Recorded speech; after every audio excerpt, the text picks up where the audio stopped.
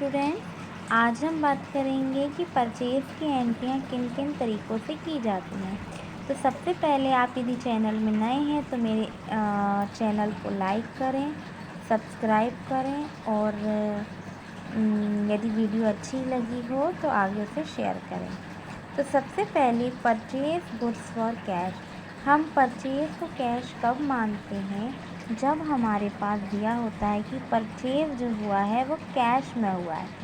तो उसके लिए हमें याद रखना है कि एक तो परचेज़ हमेशा डेबिट होता है, बस इसमें कैश या नाम क्रेडिट होता है।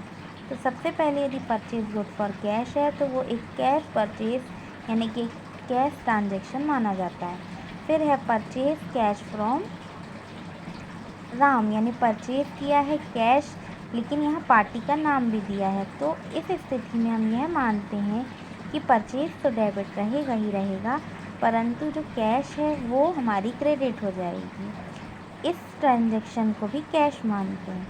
फिर अगला ट्रांजैक्शन है परचेज़ गुड्स। जब किसी भी व्यवहार में या किसी भी ट्रांजैक्शन में यह जानकारी या यह इन्फॉर्मेशन नहीं होती है कि परचेज़ कैश है या किसी पार्टी से लिया गया है, तब हम उसे कैश परचेज़ मानते हैं। फिर है purchase goods for Ram. Purchase goods for Ram यानी कि परचेज़ हमने किससे किया? राम से किया। तो इस कंडीशन में हमारी ये ट्रांजैक्शन क्रेडिट ट्रांजैक्शन माना जाएगा, क्योंकि इसमें कैश वर्ड भी नहीं आया है, सिर्फ नाम ही दिया गया है। फिर नेक्स्ट हम अगले इस पे आते हैं कि जब कैश परचेज़ को क्रेडिट माना जा सकता है। अब हमारी कंडीशंस होती हैं जैसे कि डोनेट गुड्स। डोनेट गुड्स का मतलब होता है कि हमने गुड्स जो है वो डोनेशन में दे दिया है, तब हम परचेज़ को क्रेडिट करते हैं।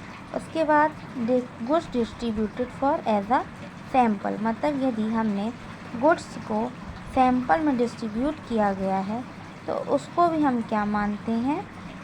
उस कंडीशन में परचेज़ को क्रेडिट माना जाता है और एडवर्टाइजमेंट हमारा डेबिट हो जाता है। और एक कंडीशन ये होती है कि जब हमारा सामान यानी कि हमारा जब गुड्स जल जाता है या कोई लॉस हो जाता है तो भी हम परचेज़ को क्रेडिट करते हैं। और यदि कभी कभी हम एम्प्लॉयज़ को गुड्स दे देते हैं सैलरी के रूप में देते हैं, तब भी परचेज़ को क्रेडिट माना जाता है।